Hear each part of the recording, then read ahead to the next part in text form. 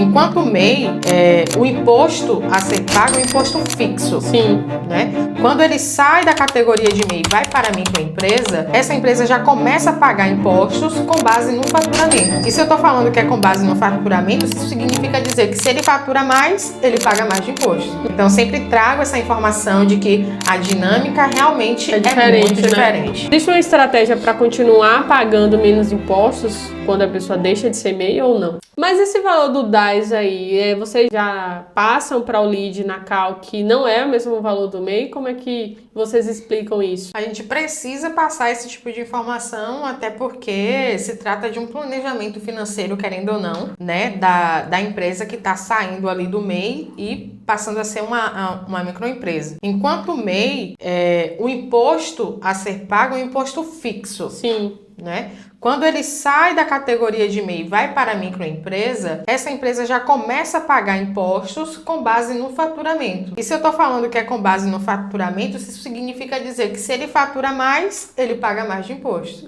Se ele paga menos, ele também paga menos de impostos. Mas com certeza não vai ser o mesmo valor que essa pessoa pagaria quanto MEI. Então sempre trago essa informação de que a dinâmica realmente é muito diferente. Pois é, eu acho que esse também acaba sendo um choque muito grande, né, para quem sai do MEI e vira o ME ali. Normalmente, dentro do Simples Nacional, aí vai pagar 6%, a depender do KENAI, ou 15,5% ali. Em alguns casos, ele até perde, né, uma possível redução, que seria a questão da estratégia do fator R, porque ele não veio recolhendo ali o Prolabore retroativo, então ele inclusive não é obrigatório para o MEI tirar um Prolabore. Não é obrigatório. Então a Receita Federal, querendo ou não, acaba trazendo algumas obrigatoriedades que nesse ponto, por exemplo, uma empresa que era MEI e não está obrigada a tirar o Prolabore, quando ela passa para a microempresa, ela tem que seguir algumas regras que seria justamente ter esse Prolabore,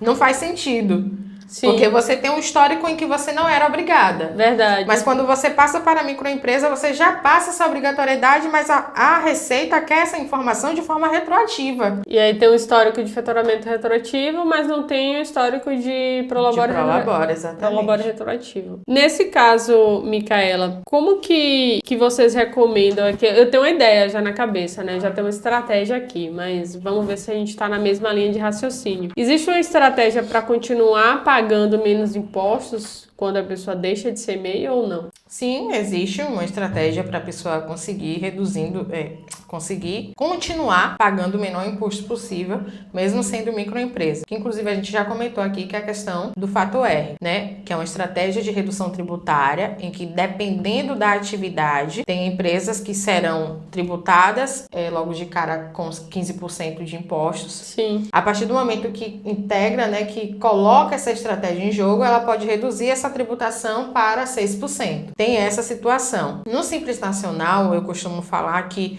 a atividade importa muito para a forma como será tributada essa empresa. Enquanto que em outros regimes, não necessariamente a atividade vai importar, mas sim o volume de faturamento. Então, essa é uma das formas de pagar realmente um imposto mais baixo dentro do Simples Nacional, né, na microempresa. Regra geral, né, na grande maioria dos casos, todos os KENAIs ali, se a pessoa veio seguindo a emissão do KENAI dentro do MEI, permitido ao MEI, ele vai ter uma tributação ali de 6% no Simples Nacional. Isso. Né? Porém, quando ele passa a ser uma ME, ele deseja regularizar o CNPJ dele, fazer a transição de MEI para ME, normalmente ele vem com urgência, né? Eu percebo muitos esses casos que vem com urgência para transformar, fazer essa transição no menor prazo possível. Porém, a gente acaba lidando com algumas burocracias do processo em si, que é, quando você é MEI, você emite uma nota fiscal lá no portal, né, que foi disponibilizado o Portal Nacional para os microempreendedores individuais emitir a nota. Quando ele passa a ser ME, já não é mais por lá que emite, é no portal da prefeitura. No portal da prefeitura, para ele ter inscrição municipal ativa, ele conseguir emitir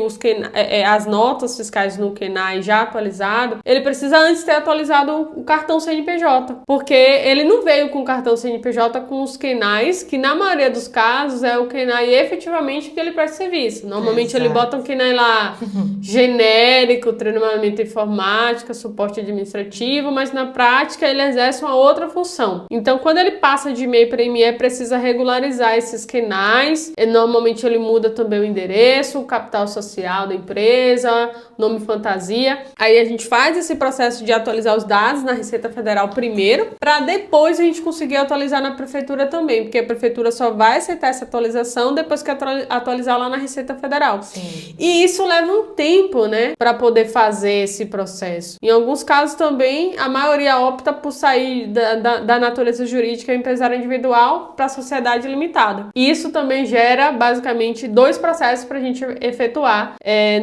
nessa transição aí de MEI para ME. Sair de empresário individual para sociedade limitada. Isso também acaba deixando o prazo mais longo.